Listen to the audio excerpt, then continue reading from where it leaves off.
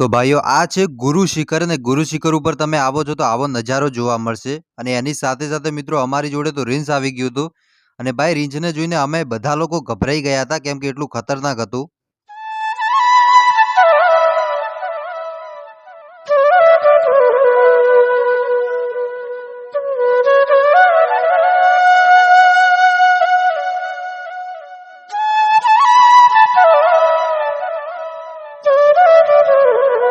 તો ભાઈઓ આપણે આવી ચૂક્યા છે પાલનપુરના રેલવે સ્ટેશનમાં અને આપણી ટ્રેન છે તે ફાઇનલી આવી ચૂકી છે. તો આપણે જલ્દીથી ટ્રેનમાં બેસી જઈએ અને માઉન્ટ આબુ જવા માટે નીકળી જઈએ કેમ કે સરસ મજાનો વરસાદ પણ થઈ રહ્યો છે તો ખૂબ જ મજા આવશે.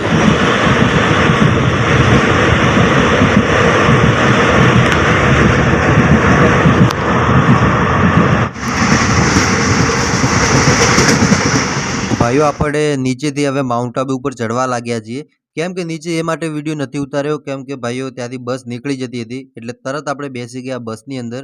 અને તમે જોઈ શકો છો કે ભાઈ શું નજારો છે. જો તમે ગુજરાતના વાસી હોય ને ભાઈ માઉન્ટ આબુ ન જાઓ તો પછી જીવવાનો કોઈ મતલબ નથી કેમ કે અહીંયા ભાઈ ખાલી ગુજરાતના માણસો નહીં દિલ્હીથી પણ લોકો આવ્યા હતા અને ખરેખર હજી તો આગળ તમને આનંદ આવવાનો છે કેમ કે તમે જે જોઈ રહ્યા છો આ એકદમ લીલોછમ નજારો આ ભાઈ માઉન્ટ આબુનો નજારો છે. અને હા અને અમુક જગ્યા તો મિત્રો એટલી બધી ફોગ હતી કે તમે વાત જ ના પૂછો અને અહીંયા એસી તો ભાઈ ફેલ પડી જાય એટલો સરસ મજાનો વાયરો હતો. તો ચાલો આગળ વિડીયોમાં વધીએ. તો ભાઈઓ આ છે નક્કી લેક એ તળાવ છે તમે જોયું છે પણ આ તળાવમાં કાંઈ દેખાતું નથી કેમ કે એટલી બધી ફોગ છે કે સાહેબ વાત જ ના પૂછો ને ખરેખર વિડીયો ઉતારવા કરતા ભાઈ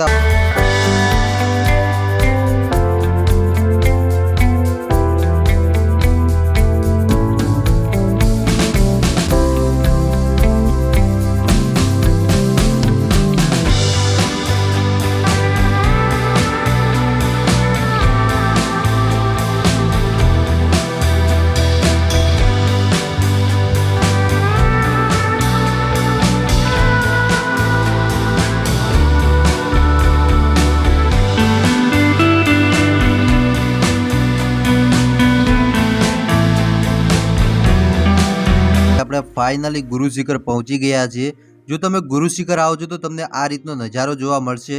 પણ હા અહીંયા વાદળા તમને અડી અડીને નીકળશે એટલે તમે પણ આખા પલળી જવાના છો એટલે ભાઈ ખાસ રેઇનકોટ સાથે લઈને આવવું જોઈએ કેમ કે જો તમે વિડીયો જોયેલો હશે તો તમને ઘણો બધો યુઝફુલ થશે. અને હવે જુઓ મિત્રો અહીંયાથી નીચે તમને સરસ મજાનું એક તળાવ દેખાય છે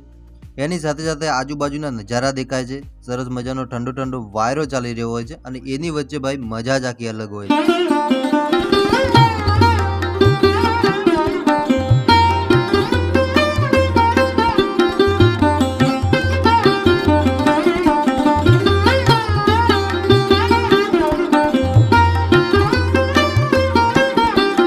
તો જો તમે માઉન્ટ આબુ આવો છો તો આ રીતની બોટલો તમને ખુલ્લેઆમ જોવા મળશે અહીંયા ચાલે જ છે અને એની સાથે સાથે આપણે જમવાનું જમી લીધું છે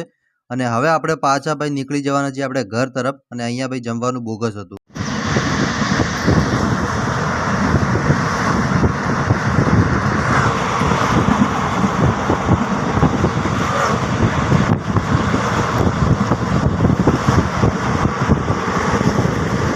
बहुत खतरनाक जगह है, यहाँ पे रह पाना बहुत ही मुश्किल है. आए विजिट